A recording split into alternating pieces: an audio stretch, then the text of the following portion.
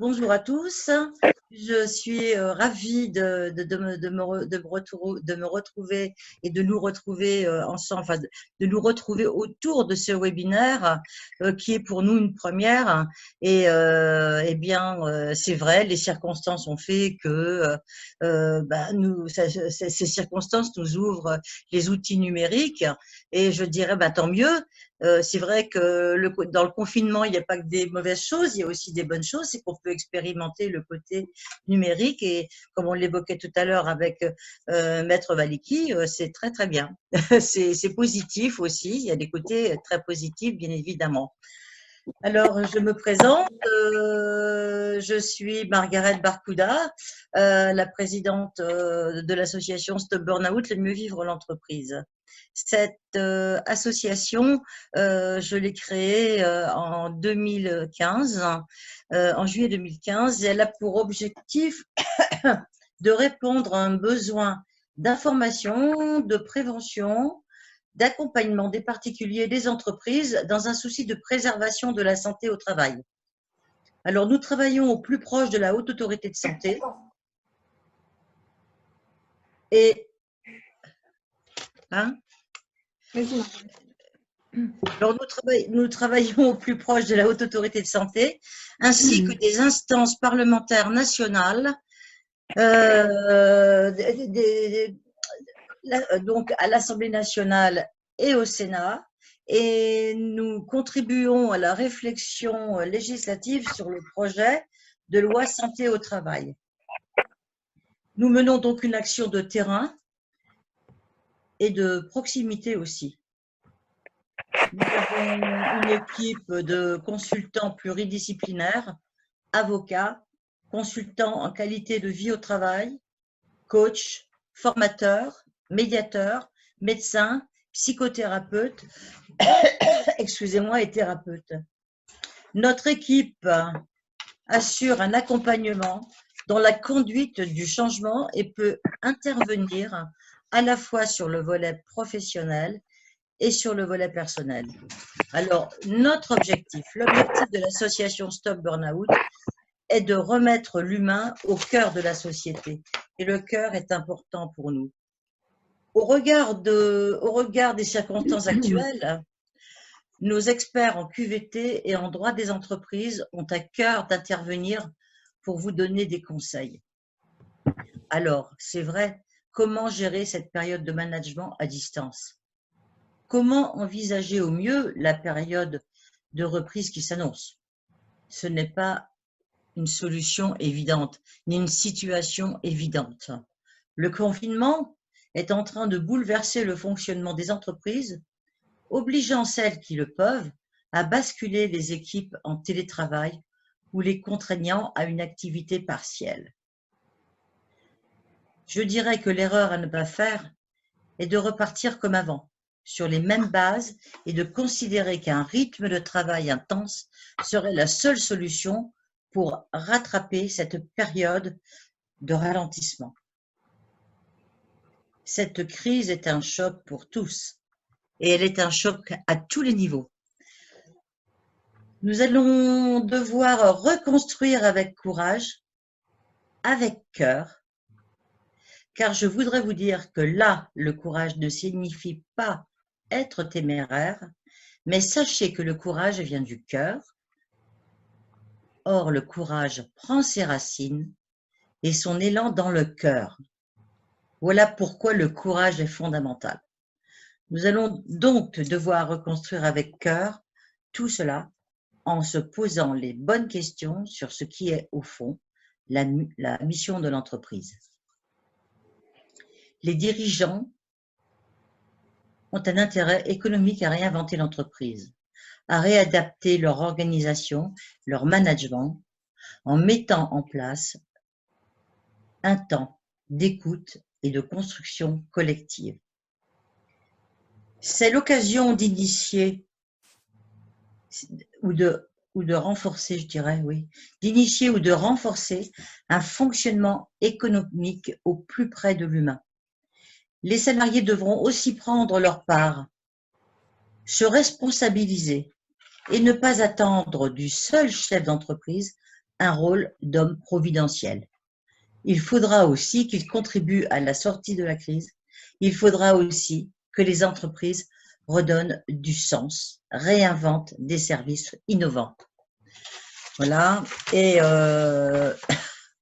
donc, nous vous adressons à vous. Nous nous adressons à vous, chefs d'entreprise du secteur privé et public, ainsi qu'à l'ensemble de vos collaborateurs.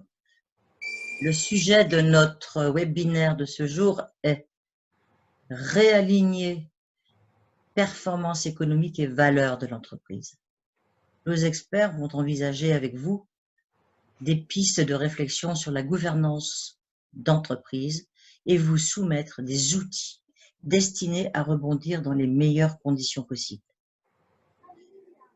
Je vous rappelle les grandes lignes de ce qui sera abordé aujourd'hui par Caroline Joly, formatrice, médiateur agréé en qualité de vie au travail. Elle interviendra sur les outils de préservation de la qualité du lien social. Patricia Bazone, psychosociologue, consultante en audit d'entreprise, choisit de dire « replacer l'homme au cœur des processus économiques et sociaux ». Maître Marielle Valiki, avocat associé du cabinet WABJ, présentera les conditions juridiques de reprise de l'activité de l'entreprise dans le respect de la protection de ses salariés. Chaque intervention aura une certaine durée, d'entre 15 et 20 minutes, et ouvrira immédiatement le champ des questions écrites si vous le souhaitez. Avant de passer la parole à Caroline Joly pour la première intervention, je voudrais aussi remercier la CCI pour son soutien, ainsi que l'UPE 06. Je laisse la parole à Caroline Joly pour la première intervention. Caroline, c'est à toi. Merci Margaret pour cette entrée en matière très synthétique. Bonjour à tous, rebonjour. Ravie d'être parmi vous aujourd'hui. Alors, par écran interposé, par la force des choses, on est bien obligé de s'adapter. Voilà, c'est un premier webinaire organisé par l'association SBO, comme Margaret vous l'a dit, avec le concours de la CCI de Nice, que nous tenons tout particulièrement à remercier aujourd'hui. Alors, pour une rapide présentation pour les personnes qui ne me connaîtraient pas, donc je m'appelle Caroline Joly, je suis experte en qualité de vie au travail, je suis formatrice agréée et médiateur agréé FFCM AMI Médiation. J'ai une expérience assez longue de près de 20 ans dans d'importantes entreprises du secteur privé. J'ai une formation juridique à la base, mais j'ai fait beaucoup de RH et de management. Et aujourd'hui, j'apporte mon expertise au quotidien aux entreprises du secteur privé et du secteur public pour un accompagnement principalement sur des thématiques de bien-être au travail et de prévention des risques psychosociaux. Je suis par ailleurs une des vice-présidentes de l'association SBO avec Maître Marielle Valiki, que vous aurez le plaisir d'écouter tout à l'heure. Donc Margaret vous l'a dit, le sujet que nous avons choisi d'aborder avec vous aujourd'hui, c'est réaligner performance économique et valeur de l'entreprise dans l'optique d'une très prochaine reprise d'activité. Mon intervention fera à peu près 15 minutes et comme vous l'a dit Margaret, ouvrira immédiatement après, comme pour chaque intervenant, une petite séance de questions que vous pourrez nous poser par écrit par le biais du mode conversé qui est sur votre écran Zoom. Donc la situation, on le sait tous, n'est pas facile. Elle n'est pas facile sur le plan humain, elle n'est pas facile sur le plan économique. Nous nous trouvons tous, à l'échelle de la planète, impactés par la crise sanitaire.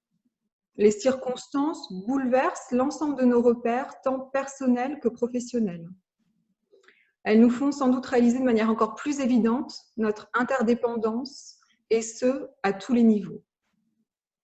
Alors, vous l'avez compris, les aspects qui nous intéressent particulièrement aujourd'hui, ce sont les interdépendances humaines et économiques.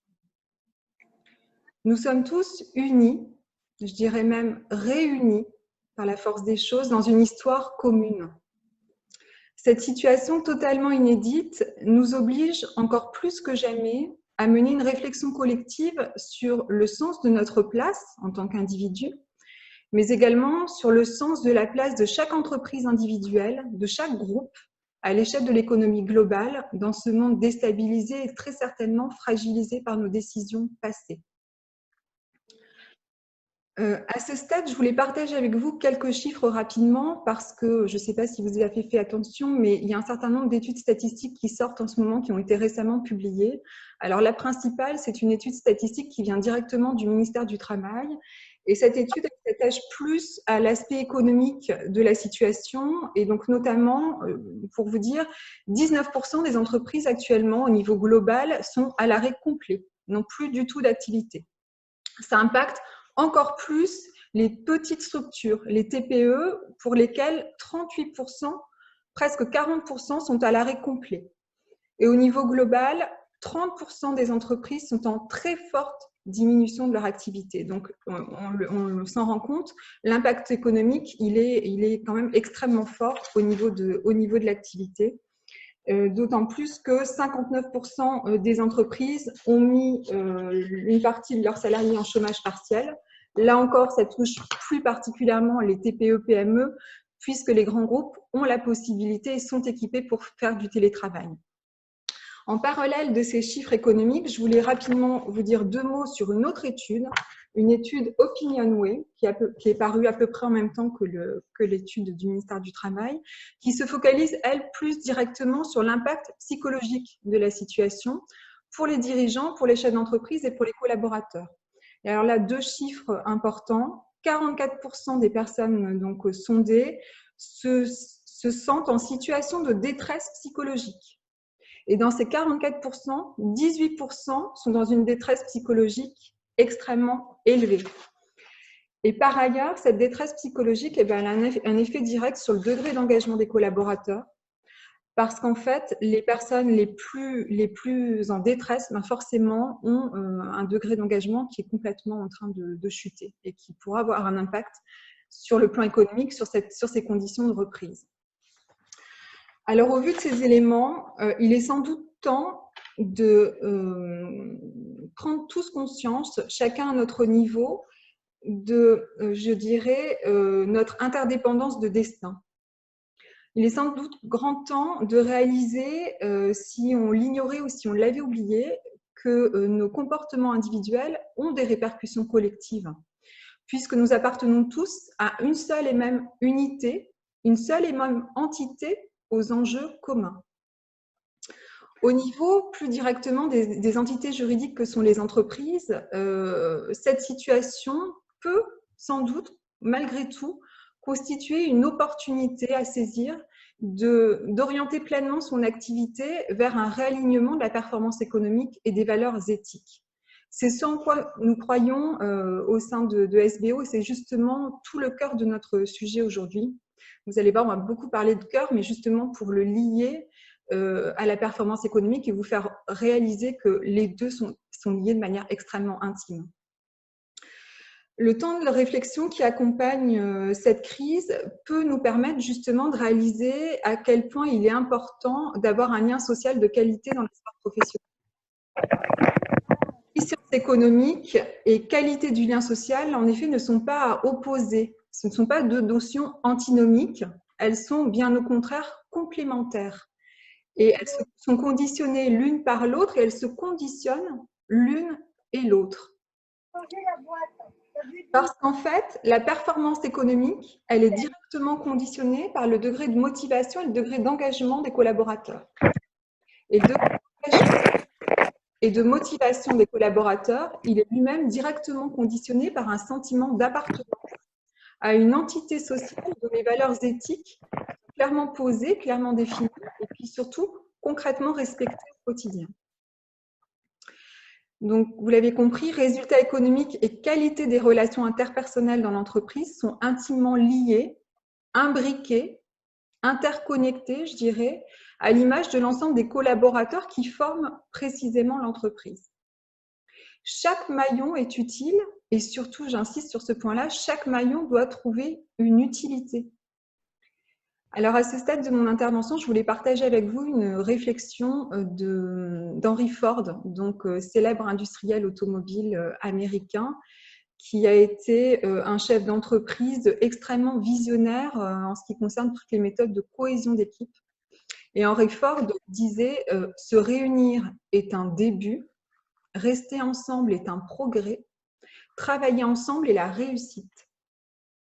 Et c'est là où se place, à mon sens, toute cette notion, cette réflexion autour de la performance économique. Car travailler ensemble et travailler efficacement, c'est précisément faire lien et faire un lien de qualité avec ses collaborateurs. Pour l'OMS, l'Organisation mondiale de la santé, l'existence et la qualité des liens sociaux sont essentielles pour l'équilibre de l'être humain, et je dirais même a fortiori pour l'équilibre de l'entreprise. Les liens sociaux sont en fait protecteurs du stress, puisqu'on se rend compte que les comportements collectifs nous protègent des vulnérabilités individuelles. Ainsi, veiller à la préservation de la qualité du lien social dans l'entreprise, ça apporte une force, ça apporte une cohésion du groupe, et puis surtout, c'est là sur ce point sur lequel nous voulons insister, ça tout simplement génère un climat de travail bienveillant et productif. L'idée, c'est de passer de manière très concrète du chacun pour soi au chacun pour tous. Là, la force économique de l'entreprise, c'est fidéliser le groupe sur des valeurs éthiques définies avec sincérité et authenticité, si possible, parce qu'on se rend compte que c'est ça qui fait le lien et la qualité du lien. Alors, il doit s'agir de valeurs d'entreprise mises en application au quotidien et dans lesquelles les collaborateurs adhèrent et se retrouvent pleinement et de manière durable. Alors, les principales, on peut noter la solidarité, l'intelligence collective, l'esprit de collaboration, la reconnaissance, la considération et puis la gestion humaine des équipes. Alors, sur ce point, je voulais partager avec vous et attirer votre attention sur ce qu'on appelle la montée en puissance des soft skills, c'est-à-dire les compétences psychologiques et comportementales des dirigeants et des collaborateurs, par opposition aux hard skills, qui sont les compétences qu'on mettait en avant jusqu'à présent, essentiellement les compétences techniques. Alors, en septembre 2019, le Forum économique de Davos a rendu son rapport annuel dans lequel il met en avant ces soft skills, l'importance de ces soft skills dans l'entreprise et rend exemplaire, présente comme modèle un mode de gouvernance collectif et humain. Alors, vous comprenez, ces soft skills, eh bien, en fait, elles représentent les compétences professionnelles clés à compter de 2020 et surtout, elles contribuent à déterminer les valeurs de l'entreprise. Dans le top 10 de ces classifications, de ces compétences professionnelles clés, on a, c'est assez innovant, on a la créativité qui arrive en 3e place, on a la gestion humaine des équipes en 4e place, l'esprit de collaboration en 5e place, et là encore plus innovant, l'intelligence émotionnelle qui rentre dans ce top 10 à la 6e place. Par ailleurs, une étude de Cadre Emploi et Michael Page publiée en mai 2019 montrait que 62% des dirigeants maintenant étaient prêts à recruter et surtout à manager au quotidien sur la base de ces soft skills. Et en parallèle, une étude encore plus récente montre que 86% des cadres estiment que les entreprises doivent les former et proposer des formations aux soft skills parce qu'elles représentent une capacité d'améliorer la compétitivité des entreprises. Donc, il ressort de l'ensemble de ces éléments que les valeurs de l'entreprise se doivent de trouver leur fondement sur une responsabilité partagée entre le dirigeant et l'ensemble de ses collaborateurs. Pour être pertinentes, elles se doivent de résulter d'une co-construction, d'une co-implication de toutes les parties en présence à tous les niveaux, transverses, et puis surtout résulter d'un dialogue social ouvert, sain et puis collectif.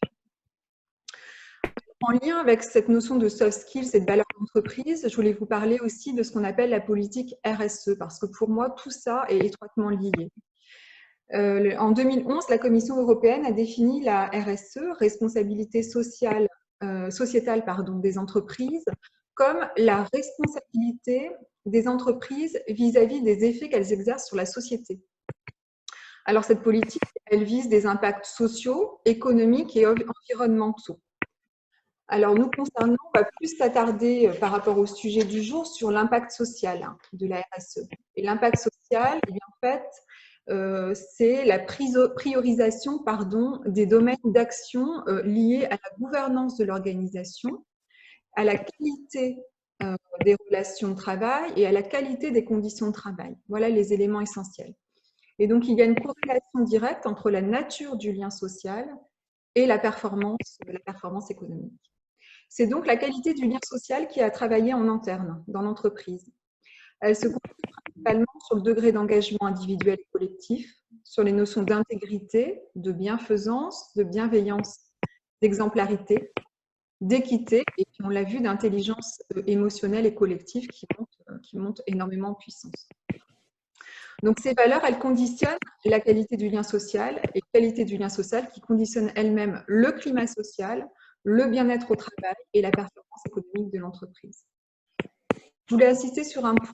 Pour moi, cette notion, elle ne peut que s'envisager comme un pacte d'engagement à l'échelle de l'entreprise, une sorte de charte de confiance mutuelle et réciproque qui a elle-même un impact positif sur les partenaires et les clients. On se rend compte que 65% des Français sont extrêmement attentifs à la politique RSE des entreprises dans le choix de leurs produits ou de leurs services. Et ce pourcentage, qui est déjà fortement élevé, n'ira qu'en augmentant compte tenu des circonstances, d'autant plus qu'il y a des statistiques de la chaîne du groupe, chaîne télé Bloomberg, du groupe financier du même nom, qui met fortement en corrélation la qualité de la politique RSE des entreprises et leur degré de protection par rapport à cette crise sanitaire. Dire que les entreprises qui ont une des meilleures politiques RSE sont les plus protégées par rapport à la baisse d'activité, à la baisse de leur performance économique. Donc, la qualité du lien social, elle passe par une communication claire, transparente et régulière avec les collaborateurs, une communication notamment sur les enjeux, les décisions d'orientation et les changements organisationnels. Cette capacité de communication, elle représente l'une des compétences les plus précieuses qui soient, principalement pour un chef d'entreprise ou un manager. Elle permet en fait à chaque collaborateur, chacun à son niveau, de se sentir reconnu et valorisé et de comprendre sa place et son utilité dans la structure. Alors, je voulais vous citer le titre d'un livre d'Hubert Reeves, le fameux astrophysicien, qui a publié en 2018 un livre qui s'appelle « La Terre vue du cœur », qui a fait l'objet d'un documentaire, et j'avais envie de prendre l'initiative de retransposer ce titre, La Terre vue du cœur, pour la mettre à l'échelle de l'entreprise et vous dire que nous, ce en quoi nous croyons, c'est l'entreprise vue du cœur. Et ça me permet directement de faire un lien avec une des techniques utilisées par la médiation, qui est la communication non violente ou bienveillante, développée par Marshall Rosenberg, qui parle, lui, d'élan du cœur. Ce que je recherche dans la vie, c'est la bienveillance, un échange avec les autres motivé par un élan du cœur réciproque. Et c'est précisément cette communication non violente ou bienveillante qui est essentielle dans les entreprises actuellement.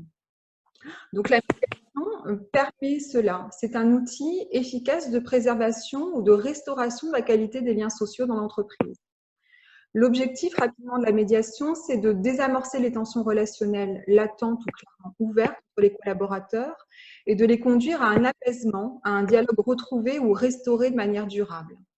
De manière pratique, la médiation et cette communication bienveillante, ils permettent de huiler les rouages, si je peux dire, pour permettre un travail efficace et un travail collectif. Le médiateur, en fait, c'est un accompagnateur, un facilitateur dans la communication, dans le sens, évidemment, de l'intérêt collectif, puisque le médiateur n'est pas là pour prendre parti, mais juste pour débloquer les tensions et accéder à un point de rencontre et de collaboration. L'espace offert par la médiation permet de verbaliser les émotions, de faire émerger les besoins qui y sont associés et de poser des actions concrètes qui vont dans le sens d'une stimulation de l'engagement individuel au service de la performance économique collective. Cette action s'inscrit évidemment dans la durée pour accompagner la croissance des entreprises et l'optimisation du travail et garantir à chacun un réel sentiment de bien-être au travail. Alors, une dernière citation, là empruntée à Carl Gustav Jung, psychiatre suisse, justement sur l'importance de cette communication et de cette communication de qualité. La solitude ne vient pas de l'absence de gens autour de nous, mais de notre incapacité à communiquer les choses qui nous semblent importantes. Donc, je voulais terminer là-dessus parce qu'il me semble essentiel de former les dirigeants et les managers sur les enjeux d'une communication bienveillante. On le voit bien, c'est dans un intérêt économique, c'est dans un intérêt de mieux vivre ensemble dans l'entreprise et c'est aussi une demande, un besoin des salariés et des collaborateurs. Ça va permettre justement de porter les valeurs de l'entreprise avec efficacité et conviction. Quand les salariés vont bien, l'entreprise va bien. La connexion se fait alors naturellement et avec facilité entre efficience économique, cohésion d'équipe et bien-être collectif au travail. Pour nous, pour SBO, l'humain a bien sa place et une place efficiente dans nos systèmes organisationnels. Nous sommes tous en capacité de prendre cette orientation ou d'affiner cette orientation déjà amorcée. Alors, je termine sur cette citation de Nelson Mandela, juste pour vous dire que les ressources sont en nous. Cela semble toujours impossible jusqu'à ce qu'on le fasse. Alors, je vous dirais, je vous mets au défi, faisons-le maintenant, il est grand temps.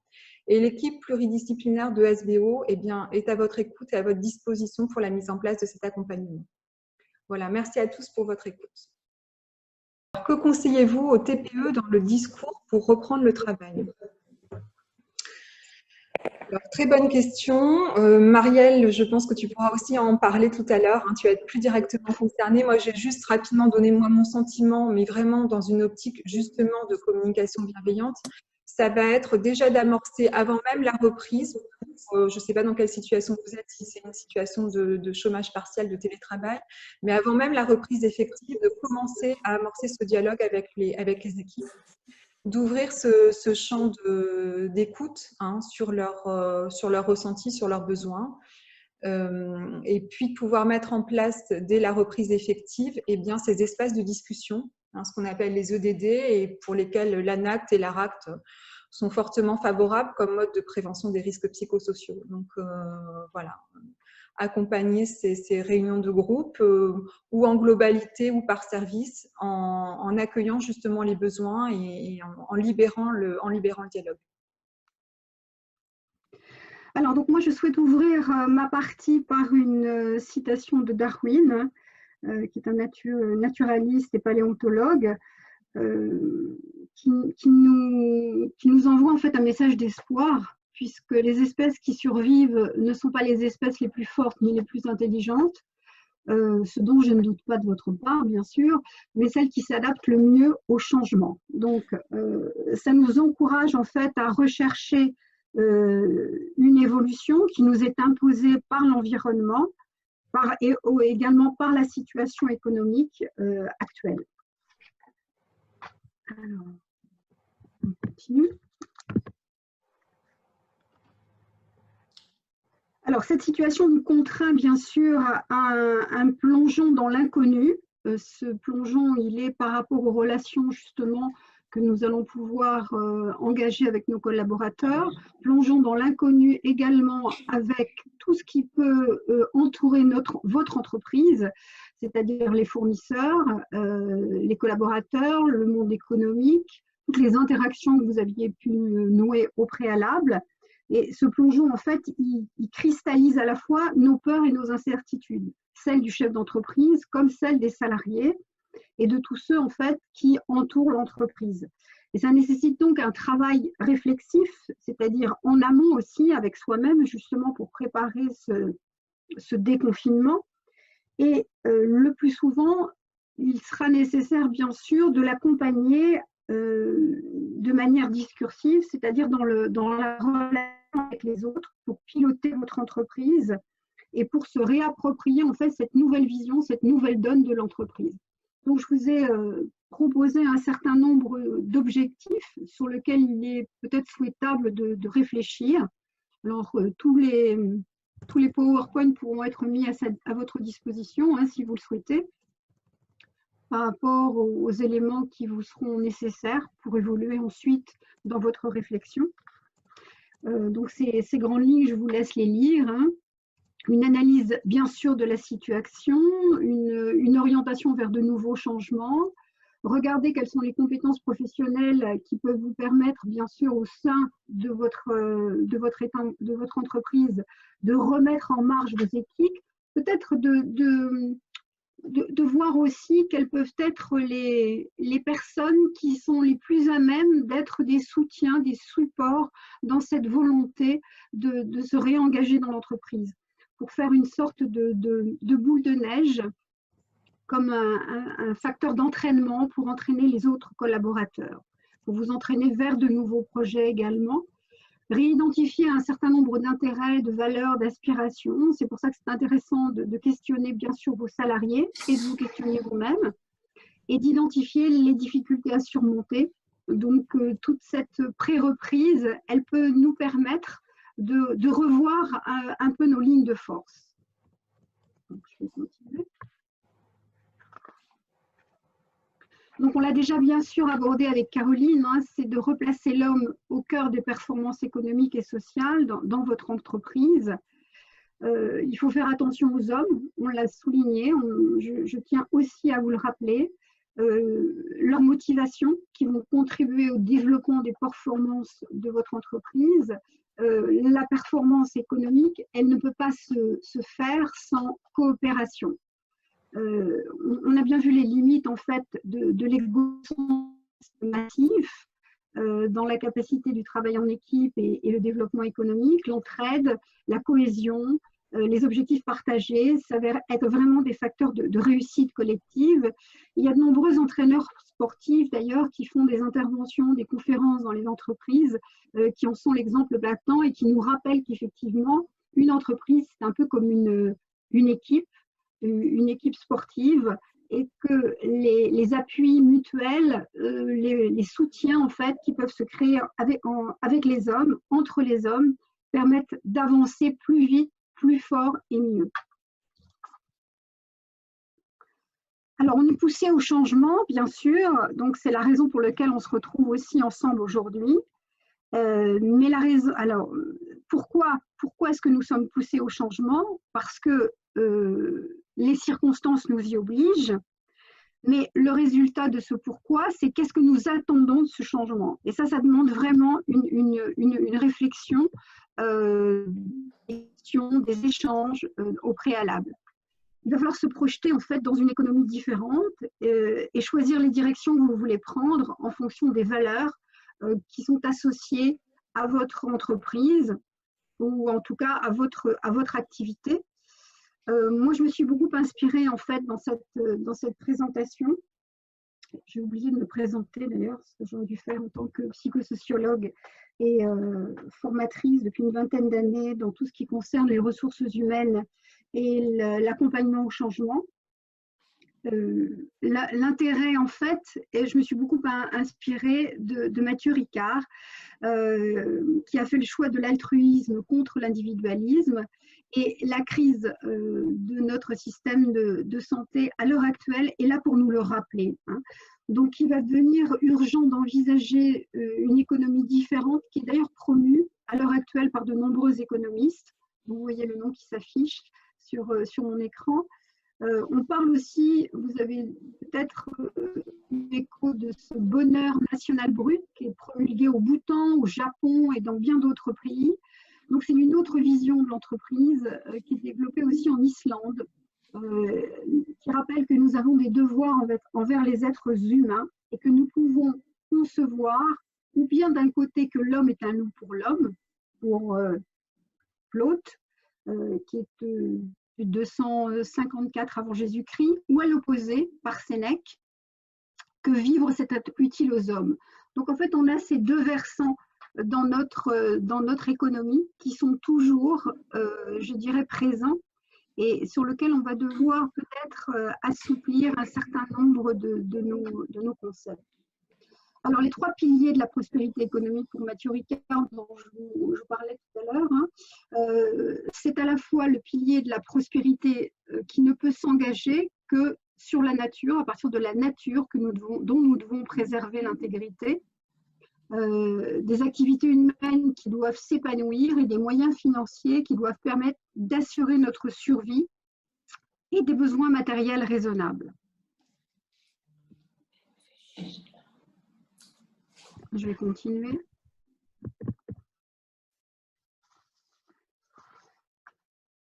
Caroline, on a beaucoup parlé là tout à l'heure aussi, hein, donc je insiste un petit peu toujours sur cette question des valeurs pour transformer nos comportements, parce que les valeurs, en fait, c'est ce qui nous anime, c'est ce qui nous motive, c'est notre processus de changement. Et je vais faire un petit retour par les neurosciences qui démontrent que la transformation, bien sûr, individuelle, elle est possible.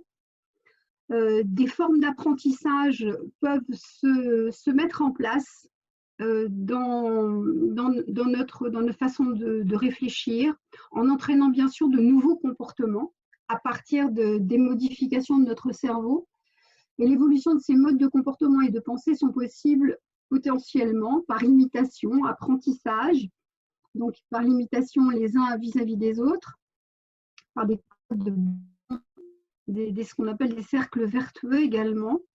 La plasticité de notre cerveau, l'épigénétique en particulier, démontre notre capacité d'adaptation, d'évolution à un monde compassionnel, pour peu que nous puissions envisager dans notre vie professionnelle ces notions de bien-être réalignées au cœur de notre économie et de celle de votre entreprise. Donc l'épigénétique, en fait, elle est très intéressante parce qu'elle nous montre que les choses ne sont pas fixées dans notre cerveau et qu'au contraire, selon nos modes de pensée, selon nos modes de réaction, selon l'environnement dans lequel nous nous trouvons, des changements sont possibles, des évolutions sont possibles, et je dirais, au-delà du fait qu'elles soient possibles, elles sont souhaitables et indispensables dans notre future vision du monde. Pour revenir à des notions un peu plus économiques, la nouvelle donne qui apparaît pour chaque chef d'entreprise, c'est de se repositionner dans un écosystème entrepreneurial, cette obligation en fait de tenir compte de ce qui se passe à l'heure actuelle pour se réinventer, se rappeler que le salarié heureux, c'est forcément un salarié qui a envie de travailler, qui est quelqu'un d'engagé, qui va être performant, qui a envie de bien faire de toute façon. La rentabilité pour vous va être forcément en relation avec les ressources humaines que vous allez encourager, reconnaître pour les mobiliser. Dans les nombreux bilans de compétences que j'ai pu faire, ce dont les salariés souffrent, c'est vraiment avant tout, c'est pas toujours, comme on pourrait l'imaginer, un problème de salaire, mais c'est avant tout un problème de reconnaissance. Le fait de faire son travail, de bien faire son travail, c'est important qu'à un moment ou un autre, le manager, le N+1, soit là pour le souligner. Dans cette nouvelle donne, bien sûr, on doit tenir compte des indicateurs financiers qui se doivent d'être conjugués avec l'aspect organisationnel et sociétal des établissements, des structures dans lesquelles vous pouvez intervenir. Mais pour répondre à la question qui nous a été posée tout à l'heure à Caroline, il s'agit vraiment d'une co-construction avec les salariés qui pourrait être une ligne de force pour le cap à tenir et pour accompagner bien sûr les changements nécessaires. Je vous cite Antoine Ribou, capitaine d'industrie, qui a été le PDG de Danone, que les facteurs on ne motive pas les hommes avec des discours, mais en respectant leurs aspirations profondes. Je pense que c'est important en fait d'en tenir compte dès le départ, avant la reprise. Les facteurs de motivation des salariés, mais aussi peut-être les vôtres comme chef d'entreprise. Ce n'est pas le métier qui donne du sens, mais l'histoire que l'on construit autour. Donc ça, c'est le petit conseil en fait d'un conseiller en carrière. Selon lui, ce qui va motiver vos salariés, ça va reposer sur 3 piliers. Le purpose, ce qui a du sens. Le mastery, c'est là où je me sens bon, c'est-à-dire compétent. C'est très important en fait, se sentir bon dans ce qu'on sait faire, dans ce qu'on doit faire pour l'entreprise. Et l'autonomie, la possibilité de gérer vos projets. Alors, pas forcément uniquement selon vos envies, mais à la fois selon vos compétences, mais aussi selon le rythme qui vous est propre. Donc, le bien-être au travail est étroitement lié à la performance économique et à l'ensemble en fait de ces motivations.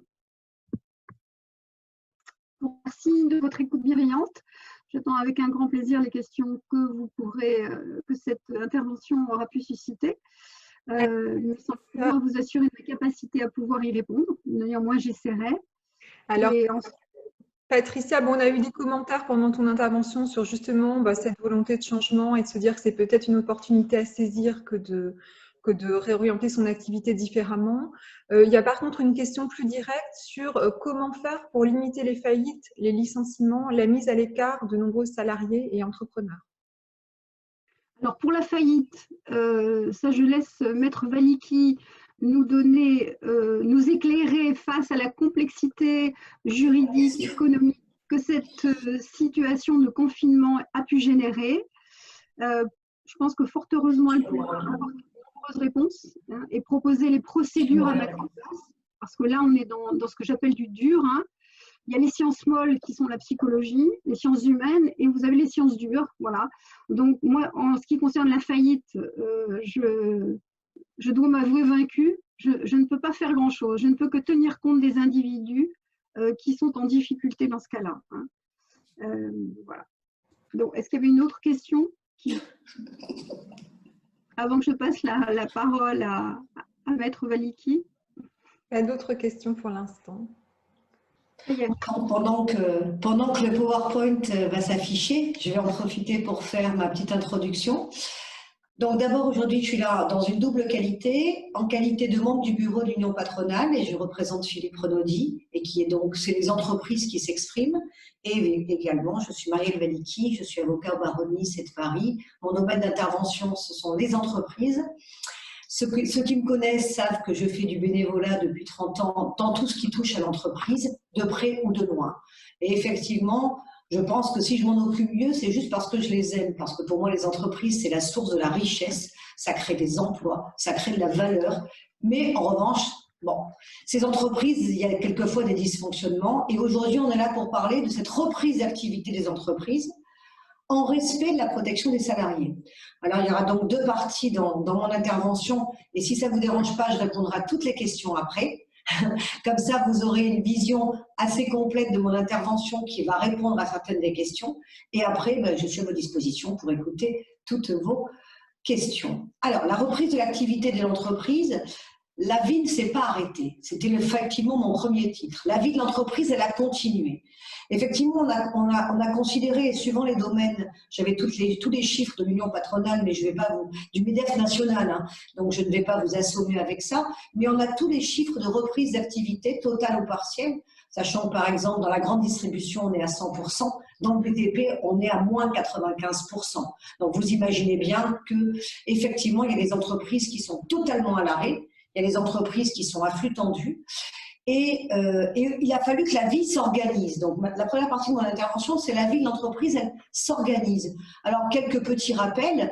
On a dit que tous les tribunaux étaient fermés, que plus rien ne fonctionnait. C'est faux.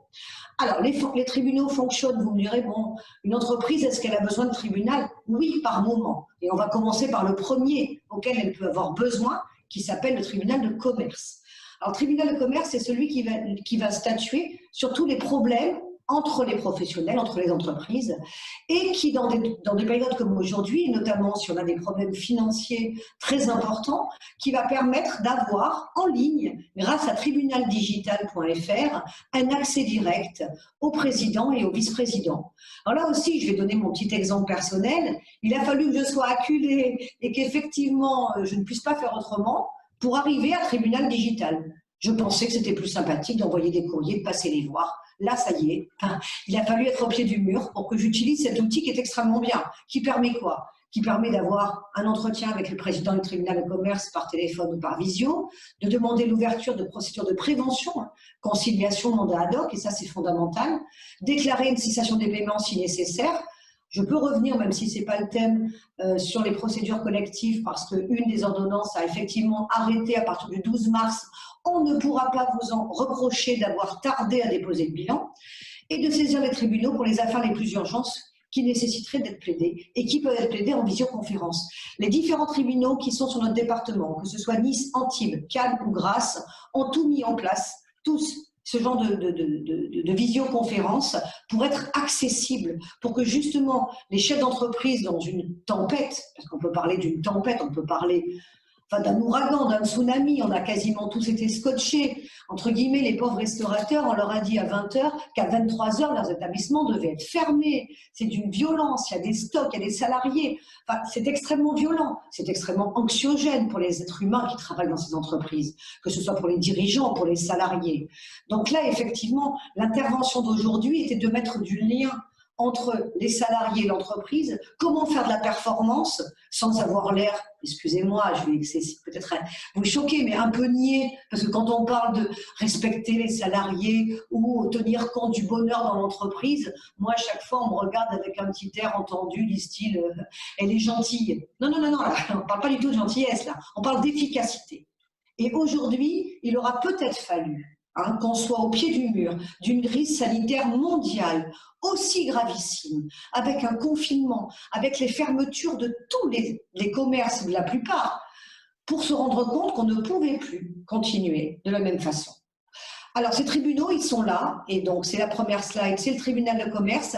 Non pas, plus personne, à partir du 12 mars, en fin de compte, personne ne pourra vous assigner au redressement judiciaire si vous ne payez pas. Alors, on va parler des risques les plus importants, l'URSSAF, les charges sociales, fiscales, on ne peut plus. Donc, c'est une protection qu'on a donnée aux entreprises. Pour autant, malheureusement, quand le président de la République nous dit « on va tout faire, il n'y aura pas de faillite », là, malheureusement, enfin, peut-être qu'il le pense, en tout cas, c'est impossible.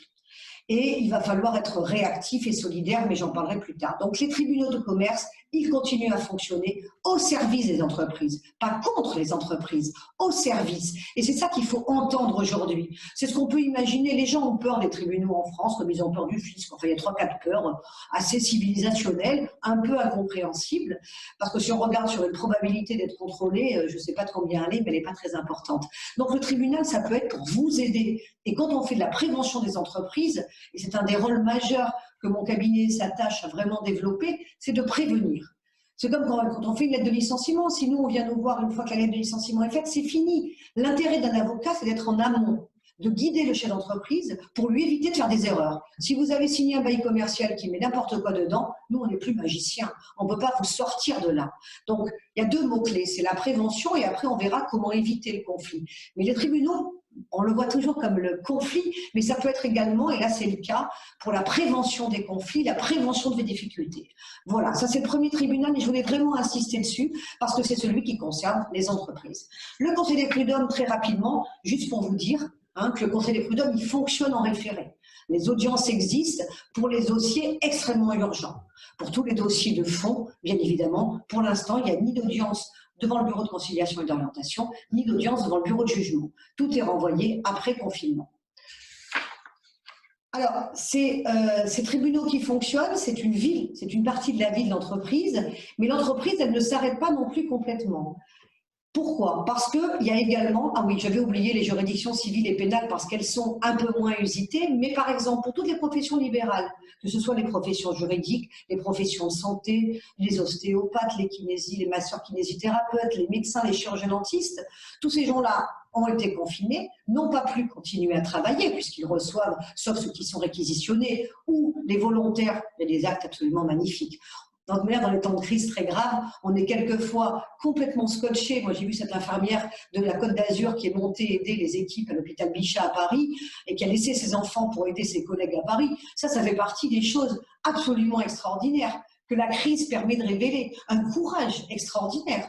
Donc, il y a des manifestations courageuses et dynamiques et solidaires. Et puis, il y a des gens qui réagissent moins bien. C'est l'être humain, tout simplement. Donc, pour en revenir aux tribunaux, le tribunal judiciaire, puisque depuis le 1er janvier, on n'appelle plus ça le TGI, on appelle ça le tribunal judiciaire, il fonctionne pour toutes les professions, je dirais, juridiques et de santé qui ont des difficultés financières et qui ne vont pas aller devant le tribunal de commerce. Eux, ils vont aller devant le juge judiciaire. Et là, il existe aussi, le vice-président du tribunal judiciaire de Nice a mis en place des audiences qui peuvent fonctionner quand il y a des problèmes financiers extrêmement graves, de faire de la prévention, des mandats ad hoc, des conciliations ouvrir une procédure collective. Donc les tribunaux ne sont pas tous fermés. Après, vous avez également, et ça c'est juste pour la culture générale, ça n'a pas de lien avec l'exposé d'aujourd'hui, il y a des audiences correctionnelles qui sont maintenues, et ça effectivement, on peut en avoir besoin. Enfin, nous on n'en a pas besoin, mais bon, je dirais que ça fonctionne. Voilà en ce qui concerne juste cette petite parenthèse sur les tribunaux, quand on en a besoin, quand on peut être une entreprise ou une profession libérale, ou un artisan ou un commerçant. La slide d'après, c'est est-ce que la vie continue? Oui, la vie continue. Alors on peut dire, ah non, mais c'est plus possible, on ne peut pas aller chez le notaire, on ne peut pas aller chez l'avocat. Si, on peut ne pas y aller, mais on peut faire comme aujourd'hui, les voir en direct et signer des actes électroniques.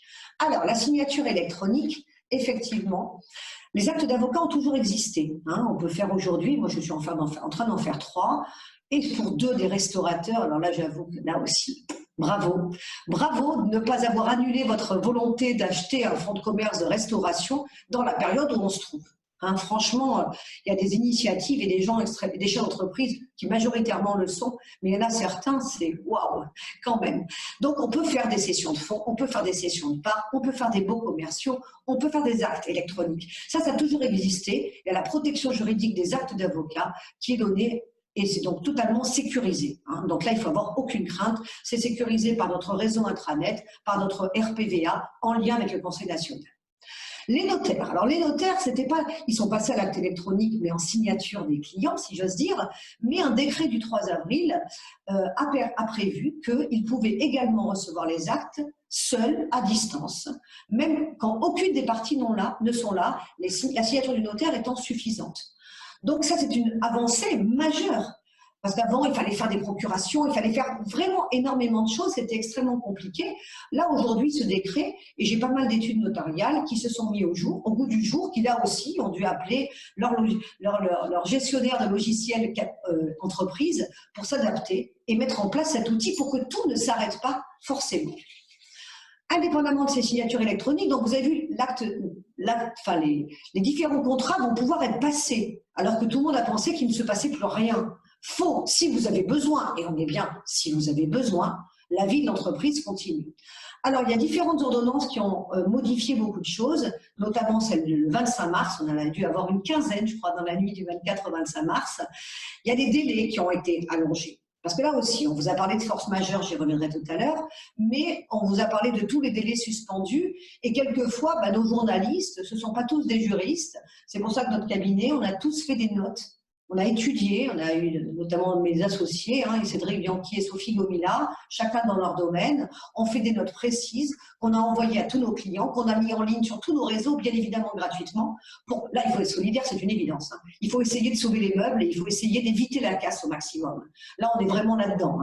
Donc, on a essayé d'expliquer, de rendre abordables des choses qui ne sont pas toujours rédigées de façon extrêmement claire.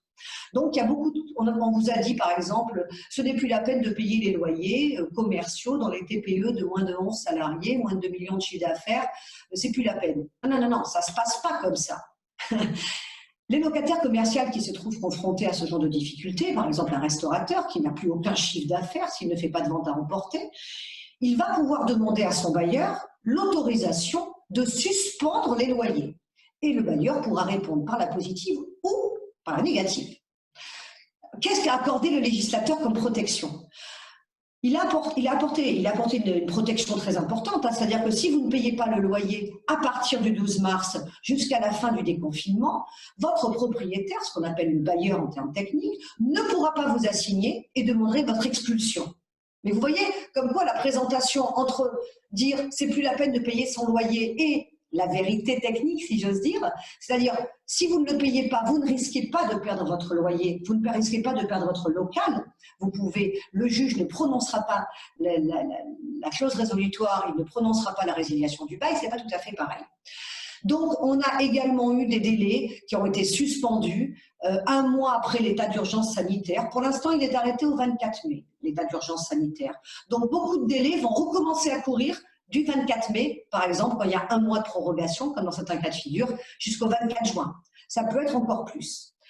Les clauses qui donnent un délai pour renouveler un contrat ou le résilier, et qui là aussi été échu toujours à côté de cette date du 12 mars, et 1 mois après la cessation, donc ça va être prorogé de 2 mois. Donc on va reporter ça du 24 mai, 24 juin, 24 juillet. Donc vous voyez, ça c'est pour donner de l'oxygène, parce qu'on sait qu'aujourd'hui, même si on peut avoir accès à un notaire, à un avocat, c'est quand même beaucoup plus compliqué. Il faut être dans des zones géographiques qui permettent de le faire, avec des liaisons Wi-Fi qui permettent de le faire.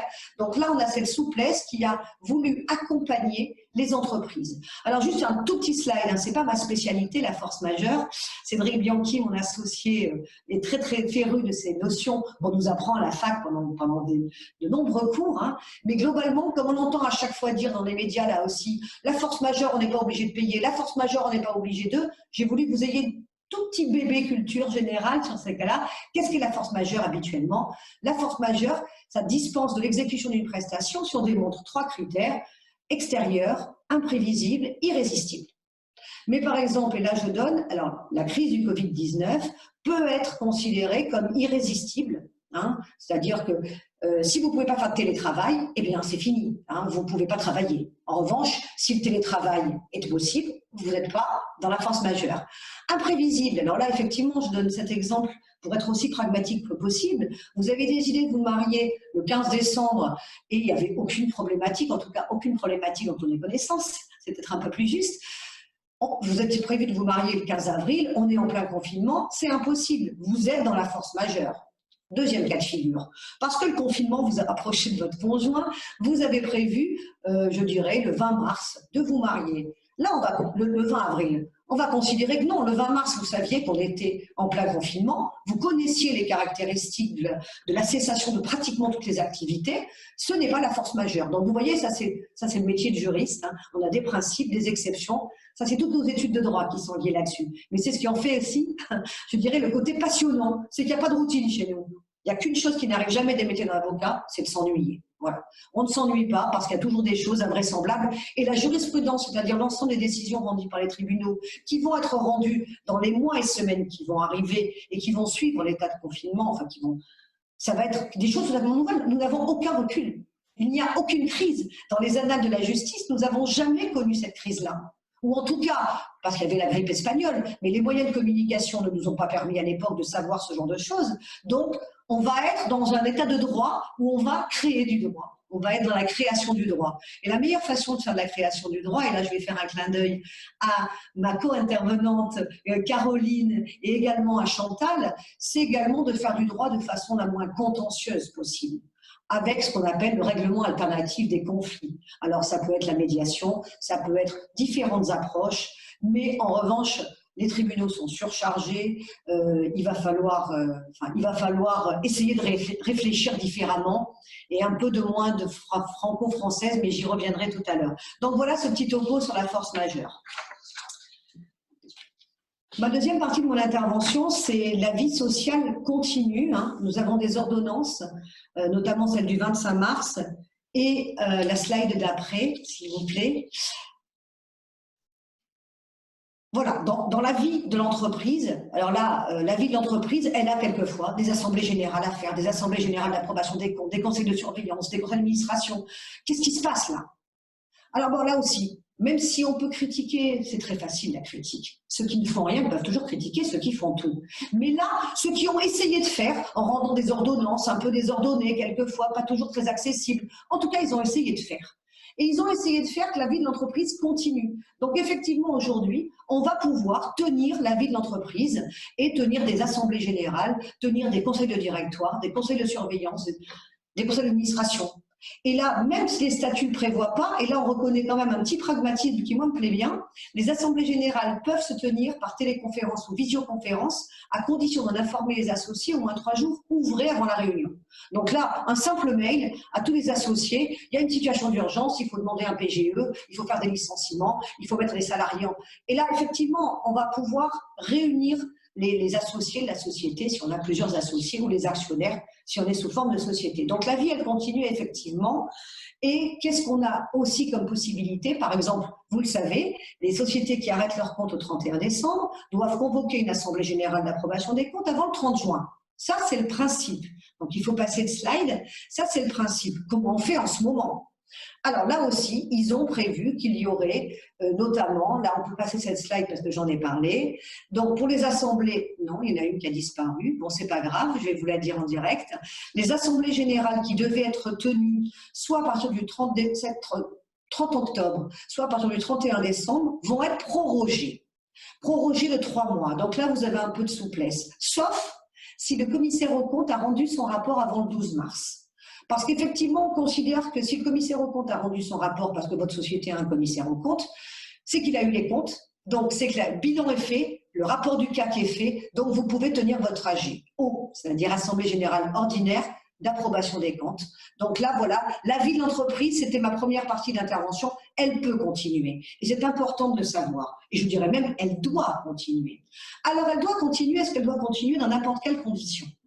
Est-ce qu'elle doit continuer de manière totalement désordonnée? Non. Alors là, on arrive sur le deuxième volet, qui est le volet social. La vie de l'entreprise, elle va devoir continuer en respectant la santé des salariés.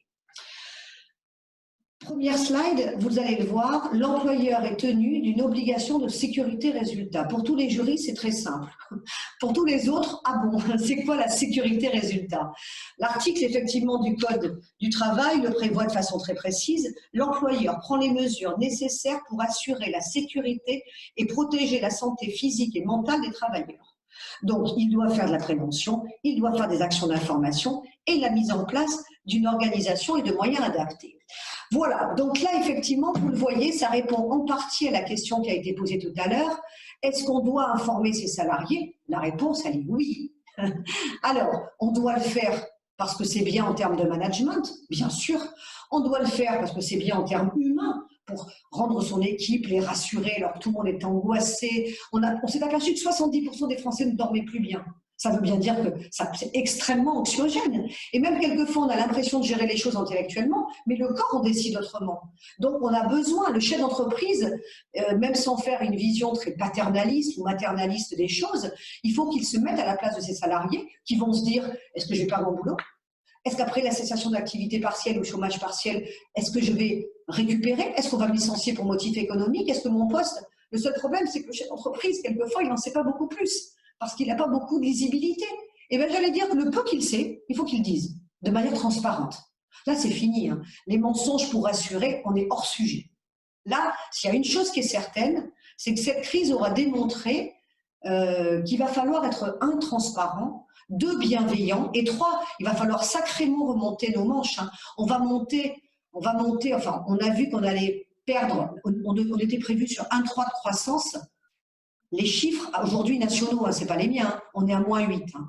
Et je pense que -8, on n'est pas encore. On était à 103, je pense qu'on va passer à 115% d'endettement. Alors ce matin, grâce au PowerPoint que j'ai fait avec l'Union patronale, et je vais en profiter pour vous livrer ces chiffres parce qu'ils sont fondamentaux, on s'aperçoit pourquoi, globalement, on va plus mal que tous les pays d'Europe. Je parle de santé économique. Hein.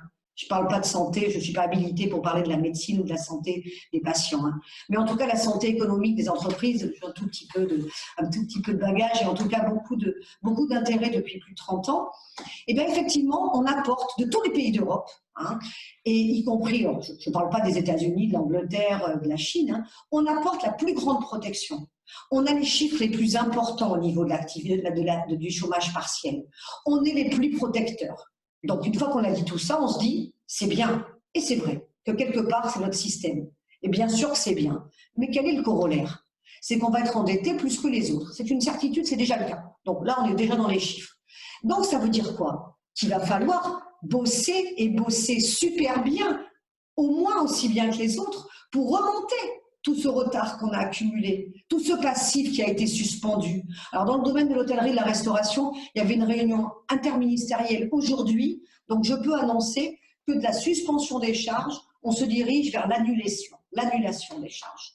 Et ça, c'est fondamental. C'était incontournable, puisque eux, alors je ne parle même pas des établissements saisonniers qui ne peuvent pas ouvrir, qui ont signé des contrats saisonniers, enfin bon, bref, qui ont fait pour certains des travaux gigantesques d'amélioration pour ouvrir à la bonne saison. On voit ce qui se passe chez nous.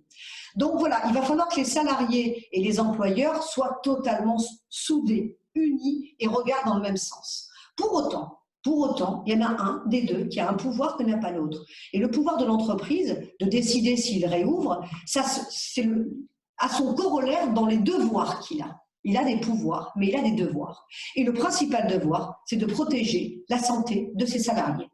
Alors, c'est donc ce que je vous ai cité carrément en texte, parce que quelquefois, on se dit que les textes sont imbuvables. Là, il est extrêmement clair. La slide d'après, vous le verrez, j'ai tenu à vous montrer aussi une petite jurisprudence. C'est l'intérêt d'avoir un avocat dans un webinaire, c'est qu'il fasse un tout petit peu de droit, mais de façon accessible, hein, parce que sinon, c'est imbuvable. Donc, je vous ai cité un arrêt de la Cour de cassation, de la Chambre sociale, puisqu'on est en matière sociale, du 28 février 2002. En vertu du contrat de travail le liant à son salarié, l'employeur est tenu envers celui-ci d'une obligation de sécurité résultat. On a vu cette notion. Le manquement à cette obligation a le caractère d'une faute inexcusable. Je vais y revenir. Lorsque l'employeur avait ou aurait dû avoir conscience du danger auquel était exposé le salarié et qu'il n'a pas pris les mesures pour l'en préserver. Alors là, on voit tout de suite où on va en arriver. Bien sûr qu'aujourd'hui, demain, vous réouvrez votre entreprise. Allez, on est le 12 mai. Vous avez lancé l'ouverture. Vous avez fait nettoyer vos locaux, les désinfecter. Vous avez commandé le nombre de masques qu'il fallait. Vous avez commandé, bien évidemment, les gants et les tenues de travail adaptées en fonction chacun de vos branches d'activité. C'est évident. Sur un travail administratif, c'est pas comme si on est à la chaîne dans une usine où là, il faudra, si par exemple on est dans les 3-8, il va falloir que le poste de travail soit nettoyé et désinfecté avant chaque prise de poste. Hein. Donc, je ne sais pas si vous voyez pour nos industries ce que ça va coûter en plus. Bien. Pour autant, l'employeur qui décide de réouvrir, parce que la loi le lui permet, l'ordonnance lui permet, le déconfinement lui permet, il a l'obligation de veiller à la sécurité de ses salariés. S'il ne le fait pas, vous voyez ce terme faute inexcusable, c'est effectivement la responsabilité de l'employeur qui va être engagée de facto. Parce qu'on va considérer que, donc, vers quel problème on va se retrouver confronté? Le problème de la preuve. Et oui, votre salarié, il est effectivement revenu au travail, mais en même temps, il continue à aller faire ses courses, en même temps, son fils est scolarisé, en même temps, il a X moyens d'avoir pu, malheureusement, être contaminé par le Covid-19. Comment apporter la preuve que c'est son lieu de travail? Eh bien, c'est vous, chef d'entreprise, qui allez devoir démontrer que vous avez effectivement pris toutes les mesures. Toutes les mesures. Et dans les preuves, et c'est ce que je conseille à nos clients, c'est qu'effectivement, on fasse un mail à tous les salariés, indépendamment de la bienveillance et de tout ça, pour expliquer qu'il y a des cas, d'abord pour les rassurer, leur dire, attendez, vous allez revenir, mais ne vous inquiétez pas, on a mis en place toutes les mesures qui sont destinées à vous protéger. Parce que moi, employeur, j'ai cette obligation de protéger mes salariés, de protéger mon équipe. Et c'est une obligation de sécurité résultat, et vous l'avez vu. Donc la jurisprudence, elle détermine avant même aujourd'hui ce qu'il en est. Vous imaginez ce qu'on peut avoir comme jurisprudence. Et là aussi, mais ça sera ma conclusion, j'espère que grâce au dialogue social, on va pouvoir éviter les nombreux potentiels contentieux qui vont arriver. Alors cette obligation de sécurité résultat, c'est la slide d'après. L'employeur, il est effectivement, il n'est pas tenu de garantir, non, juste celle d'après. Donc l'employeur, il n'a pas la vocation on est toujours sur la slide de sécurité résultat 2, l'employeur, il n'a pas l'obligation de garantir que le salarié ne sera pas infecté, il ne peut pas le faire. La seule obligation qu'il a, c'est de garantir qu'il a fait tout ce qu'il fallait pour que le salarié ne soit pas infecté. Et l'employeur ne pourra s'exonérer de sa responsabilité que s'il démontre avoir mis en œuvre toutes les mesures nécessaires. Alors, l'obligation de l'employeur, on va les reprendre, hein, effectivement, j'en ai listé 5, mais il y en a d'autres, si quelqu'un peut retrouver la slide, mais bon, moi je vais suivre, mais c'est juste pour que tout le monde suive en même temps. Il doit procéder à l'évaluation des risques encourus sur les lieux de travail qui ne peuvent être évités en fonction de la nature du travail. Donc, 1, évaluation des risques encourus. 2, alors je vous le rappelle, hein, le document unique d'évaluation des risques professionnels, il est obligatoire dans toutes les entreprises. La slide, je l'ai perdue, elle ne veut pas revenir, elle arrive, d'accord. C'est ce qu'on appelle le fameux DUERP. Eh bien, là, vous avez l'obligation, tant que vous êtes confiné et si vous n'êtes pas débordé, mettez à jour ce document. Ça sera un des moyens de preuve que vous pourrez invoquer en indiquant que vous avez listé les risques dans l'entreprise. Et le Covid-19, il est bien évident, c'est un énorme risque dans l'entreprise. Donc, complétez votre document unique des risques. Déterminez avec les représentants du personnel les mesures de prévention les plus pertinentes. Alors, effectivement, là, il faut faire la différence entre TPE et PME. Si on est dans une TPE, moins de 10, moins de 11, effectivement, là, il va falloir que vous repreniez contact avec vos salariés individuellement. Si ce n'est pas le cas et que vous avez un CSE ou que vous avez un délégué du personnel, quoi que vous ayez comme instance représentative du personnel, c'est avec lui, c'est avec cette instance que vous allez bosser. Pour que lui vous apporte, parce que vous savez que le CSE a englobé, pour ceux qui ont fait des élections récentes, l'ancien CHSCT, qui était là pour garantir la sécurité des salariés dans les grandes entreprises, eh bien lui, ça va être l'organe indispensable pour travailler avec lui, pour voir ce qu'il y a de mieux. Et si vous montrez que vous avez pris toutes les mesures avec le CSE ou avec les IRP, eh bien on ne pourra pas vous reprocher quoi que ce soit. Autre personne qui est fondamentale, c'est le médecin du travail. Le médecin du travail, il ne faut pas aider, il ne faut pas hésiter à lui solliciter son aide. Aujourd'hui, on peut le joindre par mail. Moi, j'en ai certains eu par mail. Mes clients en ont eu également. Donc, on peut joindre le médecin du travail. Si on est en doute sur une installation, sur quelque chose, c'est lui. Enfin, je veux dire, avec la loi El Khomri, c'est lui votre interlocuteur préférentiel et privilégié pour garantir la sécurité des salariés dans l'entreprise. Et bien évidemment, et ça c'était le dernier point de la slide qui s'est perdu dans l'espace intersidéral de notre webinaire, mais c'est pas très grave, c'était effectivement de respecter les gestes barrières, de respecter la distanciation sociale, de respecter tout ça. Mais ça, j'allais vous dire, c'est un strict minimum. Hein. Donc, ces mesures, ce matin, quand j'intervenais dans le lien avec l'union patronale, j'ai attiré, et je l'ai mis également, je vous ai mis le lien sur cette slide, alors là on est sur la bonne, ne bougeons plus rien. Cette slide, en vous connectant sur le lien du ministère de la Santé, vous allez avoir accès à des fiches techniques, donc c'est très très important, en fonction de votre activité professionnelle. Parce qu'effectivement, un boulanger n'aura pas les mêmes contraintes qu'une industrie qui n'aura pas les mêmes contraintes, je dirais qu'un salon de thé ou même un salon de coiffure. Donc, en fonction de vos activités, vous allez trouver les fiches techniques qui vont vous permettre d'adapter au maximum et de faire les choses au mieux possible. Et j'en finirai là-dessus, puisque ma présentation est finie. J'avais encore une ou deux choses à vous dire. Malheureusement, dans notre société en France, on a la fâcheuse habitude d'opposer les gens. Donc, on oppose les salariés aux employeurs, les riches aux pauvres, les parisiens aux provinciaux, les locataires et les propriétaires, et la liste pourrait être super longue. Et ça, c'est un truc qui m'agace parce que c'est contre-productif. Je ne sais pas que ça m'agace comme ça. C'est qu'en fin de compte, là, en tout cas, on va parler de l'entreprise, hein. L'entreprise, là, on ne peut plus opposer. On ne peut plus opposer employeurs et salariés. On va dans le même sens. Là, on n'est plus sur de la cosmétique, on est sur la survie de l'entreprise. Donc, il va falloir être d'une efficacité redoutable et, je dirais, prendre soin de ses salariés. Ça ne veut pas dire les materner, les assister. Ça veut dire, les respecter. Et là, on est sur mon intervention en leur proposant toutes les mesures de protection que vous devez prendre. Hein, et je n'ai pas dit pouvez, j'ai bien dit devez. Et deux, en essayant de faire au mieux possible dans l'entreprise. Alors moi, la question que j'ai à chaque fois, et s'il y a un droit de retrait, qu'est-ce qu'on fait? Oui, d'accord. Alors, 2 mots sur le droit de retrait. Le droit de retrait, c'est le droit dont dispose un salarié qui considère qu'il n'a pas à reprendre le travail parce qu'il est en danger. Le terme est danger. Hein. Alors ça peut être danger physique, danger psychologique, c'est le cas par exemple du harcèlement. Hein.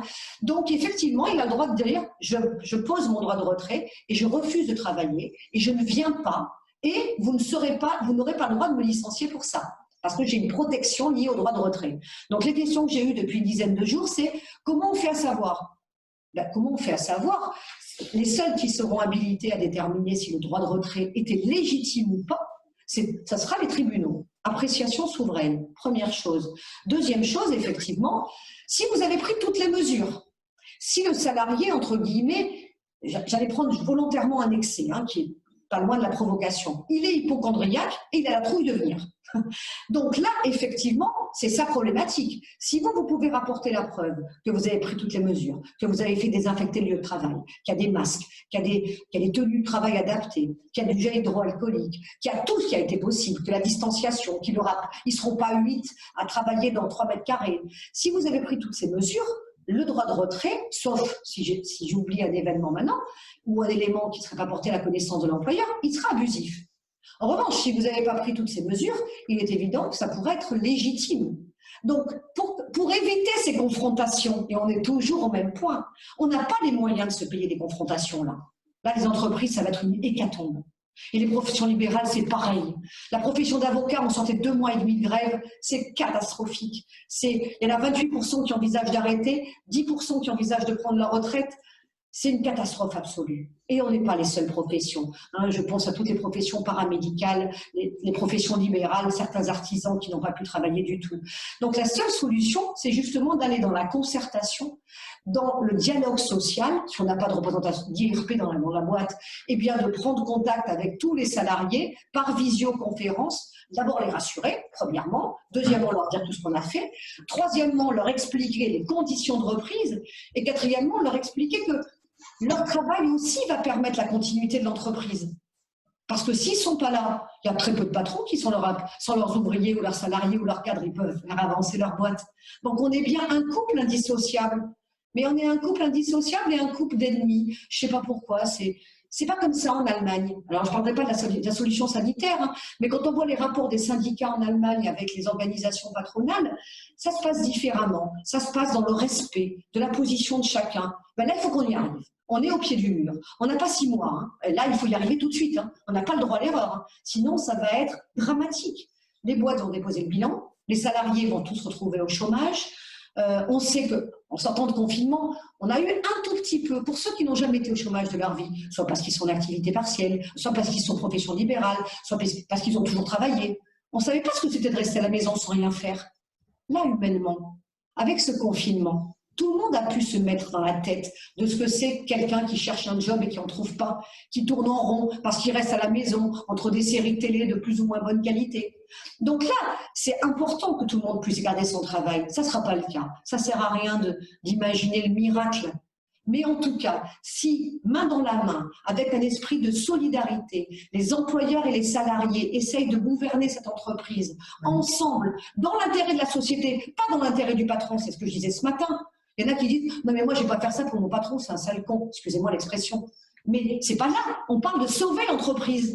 On ne parle pas de sauver le patron là. Le patron, lui, généralement, parce qu'il y a quand même une majorité de chefs d'entreprise qui se dévouent au maximum. Là, il disait qu'ils peuvent rester 3-4 mois sans se payer alors qu'ils payent tous leurs salariés. Ça existe et c'est la majorité des patrons qu'on a en France. Alors après, effectivement, il y a des minorités qui sont, si ceux-là, ils déposent le bilan, ils ne dérangeront pas. C'est pas très gentil ce que je dis, mais après tout, ils ont qu'à être dans l'éthique et dans la bienveillance. Mais il va falloir être unis et solidaires, s'entraider entre sociétés, même si on est concurrents, se filer des tuyaux entre nous. On ne faut pas penser à court terme. Ah non, mais si je lui donne ce tuyau, il va peut-être faire la même com que moi. C'est fini ce discours-là. On ne peut plus le tenir. Sinon, ça va être l'effondrement de notre pays. Donc, qu'au moins cette crise, je sors un peu du contexte, mais j'avais envie de partager cette émotion avec vous, parce que là, je suis effectivement dans l'émotion, qu'on sorte de cet état d'esprit et qu'on arrive à redresser nos boîtes d'abord, et puis notre région, notre département, et après notre pays. Et si tout le monde fait ce qu'il a à faire, on ne sera peut-être pas tout de suite au bonheur. C'est comment bonheur intérieur brut? Mais j'adorais ça. On ne parle pas de ça, les avocats. Mais en tout cas, on permettrait de sauver des emplois, des entreprises, d'éviter des faillites et peut-être de repartir sur une voie plus digne, plus décente et plus respectueuse. Voilà. Maintenant, je suis à votre disposition pour les questions. Marielle, il y a une question de monsieur Jean-Yves Escande, les entreprises pour la cité.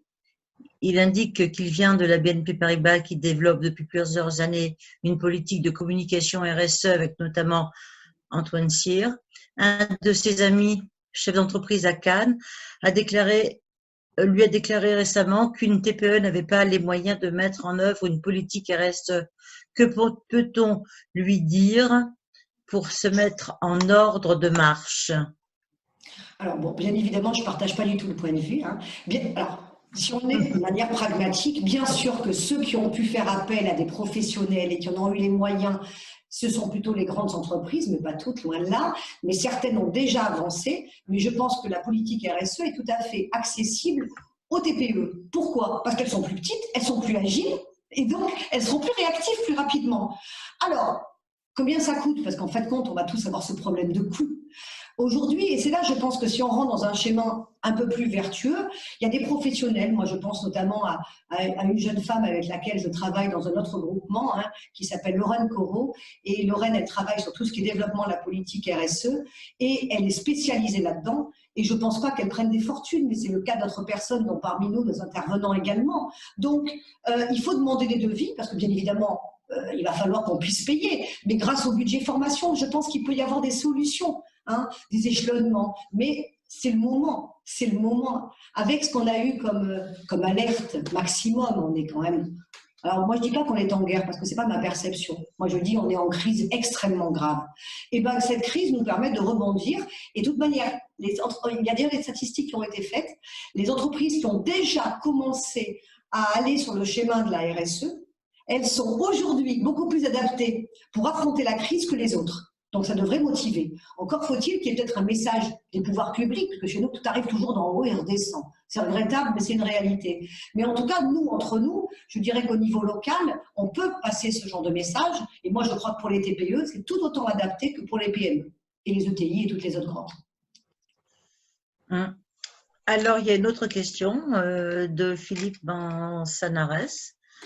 Quel est le détail des charges annulées pour hôtellerie-restauration?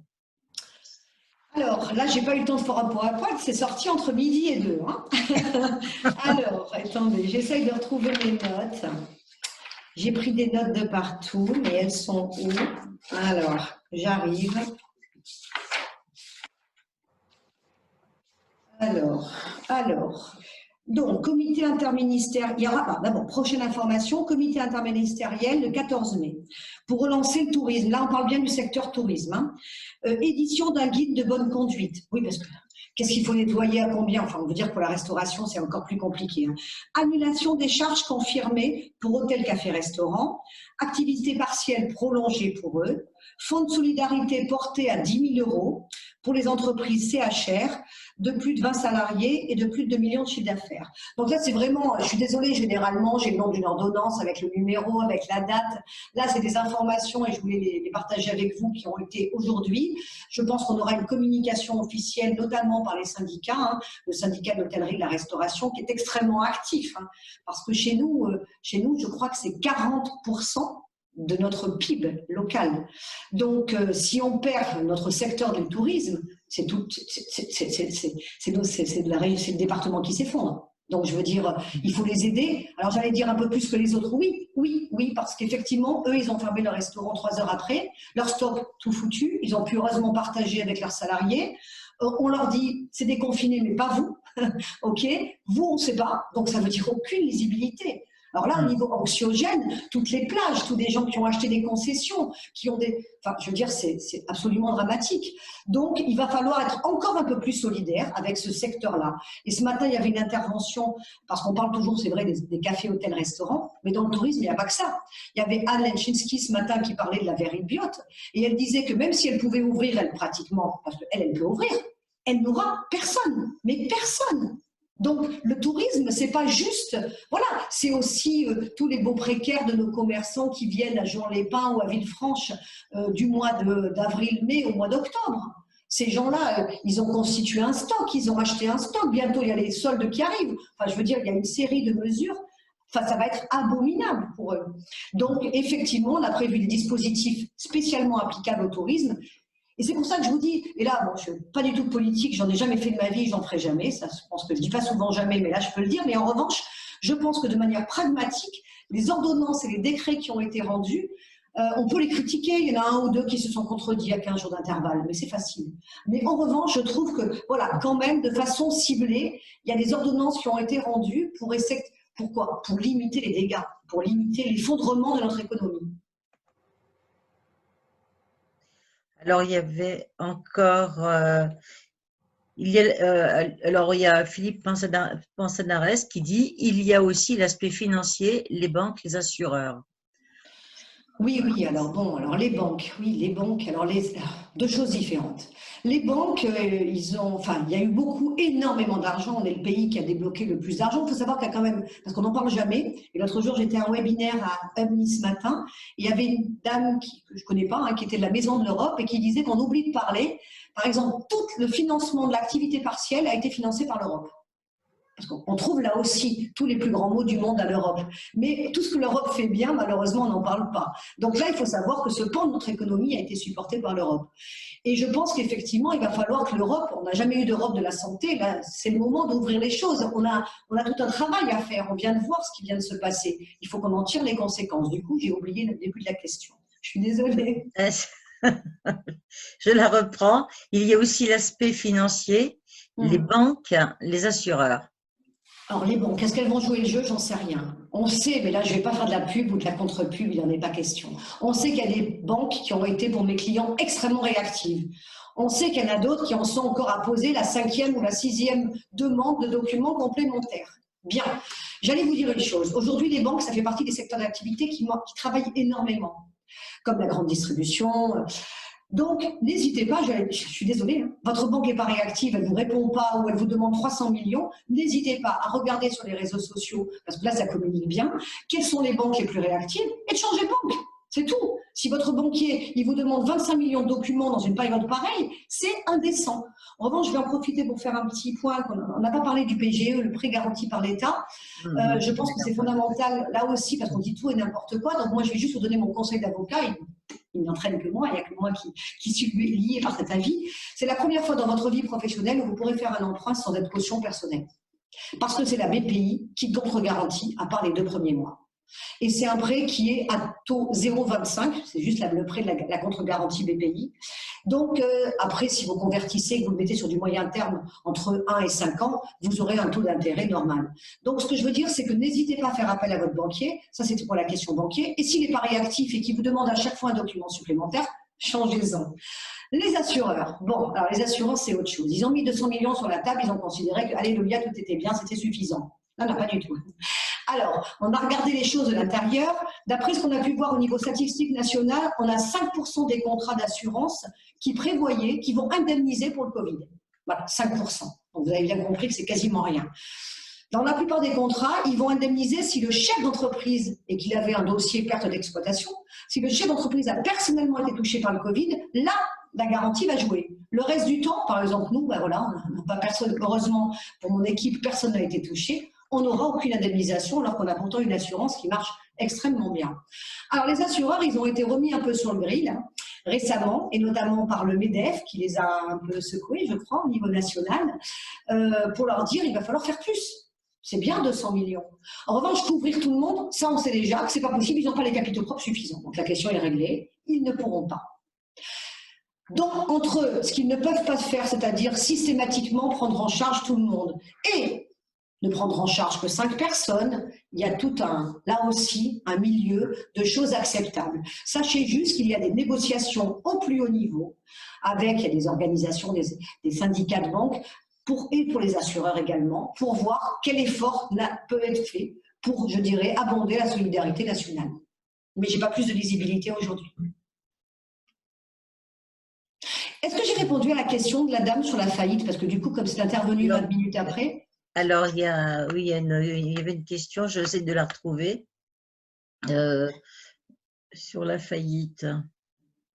Il y a aussi une chose que je voulais vous dire, il est sorti avant-hier une nouvelle ordonnance sur l'activité partielle. Alors vous savez qu'activité partielle, c'est pareil que chômage partiel ou chômage technique, c'est le même mot, il y a 3 mots qui couvrent la même réalité. Hein.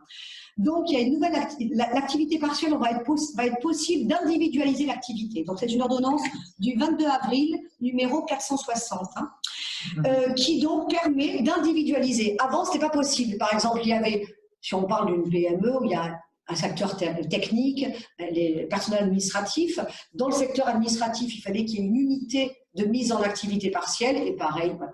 Là, en fonction des situations, si on a, alors il y a 2 conditions, hein, il faut effectivement, d'ailleurs c'est marqué à titre exceptionnel et dérogatoire, l'ordonnance du 22 avril permet le placement en activité partielle de salariés de façon individualisée ou selon une répartition non uniforme des heures chômées ou travaillées sous condition.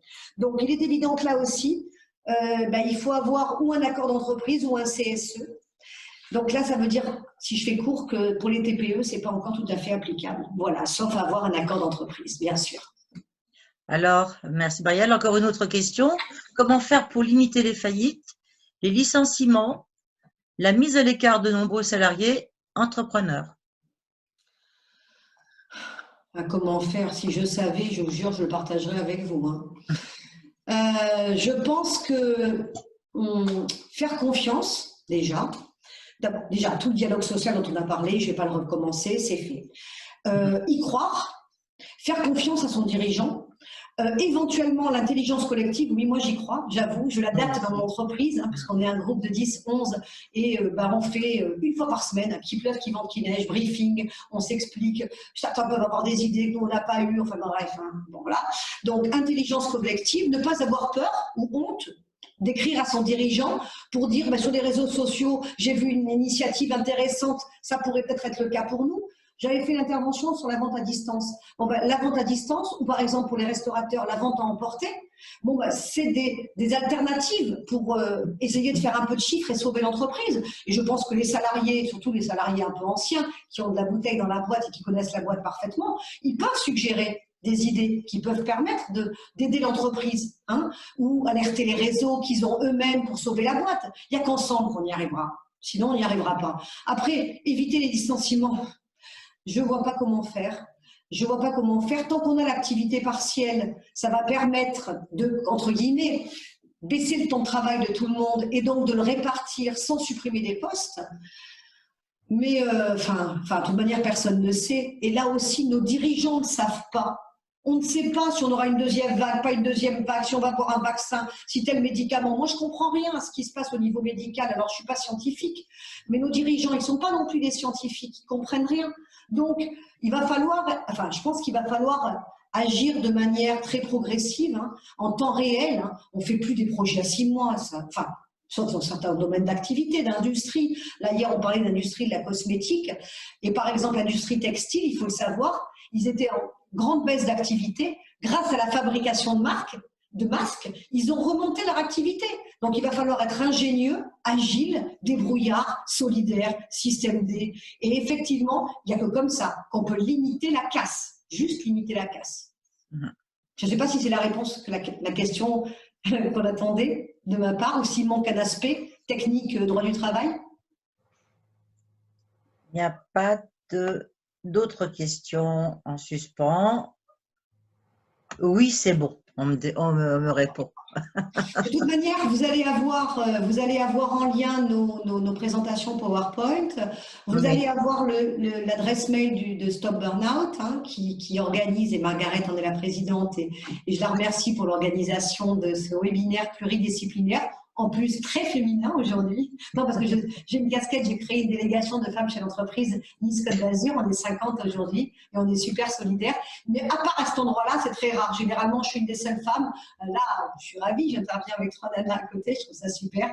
Mais effectivement, peut-être que c'est nous qui devons porter la parole, les femmes. Alors, il y a eu des enquêtes, j'aime pas faire du féminisme basique et un peu restrictif.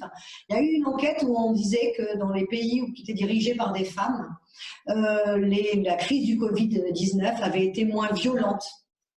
Parce qu'on a peut-être anticipé, parce qu'on est toujours en train de penser à nos poussins, nos enfants, nos machins. Donc on est peut-être plus en anticipation que la vision masculine. Peut-être que je dis une nepsie, et puis vous n'êtes pas obligé d'être d'accord avec moi. Mais voilà pourquoi là aussi, il y a des clubs, il y a des réseaux. Voilà, chef d'entreprise, rentrez dans des réseaux. Voilà, si j'ai un conseil à donner, rentrez dans des réseaux. Il y a beaucoup de réseaux. Ça va du CJD, ça va à l'UPE, qui pour moi est le réseau centralisateur. C'est pas parce que je fais partie du bureau, j'ai toujours pensé la même chose, même quand je n'y étais pas. C'est notre organisation syndicale chez l'entreprise, l'UPE. Donc, l'UPE. Alors après, on a envie d'aller au DCF, on a envie d'aller à la Jeune Chambre économique, on a envie d'aller d'Azur Business Club. Ça met au club business. ça m'est complètement égal. Rentrez où vous voulez, mais là on est pareil.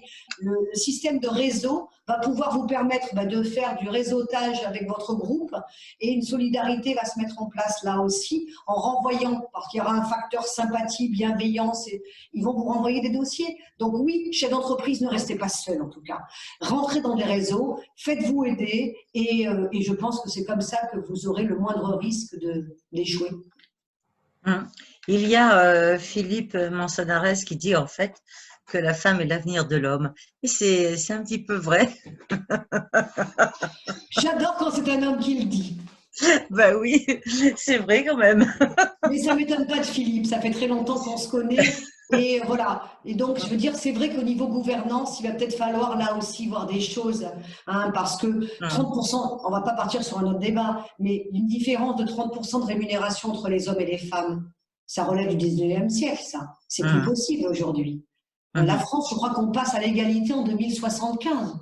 Enfin, je veux dire, c'est sûr que vous me direz, on a eu le droit de vote en 45, le dernier pays d'Europe. Donc, si vous voulez, sur la question des femmes, on ne peut pas dire qu'on soit vraiment un pays précoce. Hein. Mais il va falloir, en tout cas, moi je dis, on va falloir essayer autre chose. En tout cas, il faut au moins essayer autre chose, puisqu'il y a des choses qui n'ont pas marché. Essayons autre chose, voir si ça marche. Je ne pense pas qu'on puisse faire pire. Il va falloir rééquilibrer le yin et le yang. Oui, Caroline. Oui, c'est vrai. Sur des forces, hein, sur des… Et d'ailleurs, les plus grandes entreprises qui réussissent, c'est la pluridisciplinarité, c'est-à-dire vision masculine et féminine croisée. Et là, effectivement, on a cette harmonie des deux. Voilà, donc oui, je pense qu'il faut se diriger vers ça, c'est vrai. Oui. Merci Philippe. Voilà, et il n'y a plus de questions. Écoute, là, je pense qu'il n'y a plus de questions, mais moi, je voudrais dire que c'était un webinaire vraiment très important, avec beaucoup de réalité, beaucoup de lucidité. Beaucoup de lucidité parce qu'en fait, je reparlais encore une fois du cœur, et c'est vrai qu'en fait, la lucidité aussi, comme le courage, appartient à la notion du cœur. Donc, en fait, tout le monde a travaillé autour de ce webinaire avec cœur. Et vraiment, si vous avez besoin de contacter Marielle, n'hésitez pas à contacter Marielle Baliki pour qui se fera un plaisir de vous donner des renseignements. Et vous pouvez aussi joindre l'association Stop Burnout pour vraiment retrouver soit Caroline, soit Patricia. Voilà, du cœur, c'est vrai, il y en a en chacune de nous et nous sommes vraiment liés par une espèce de fil d'Ariane, et on va dans un chemin positif et on essaye d'apporter la lumière.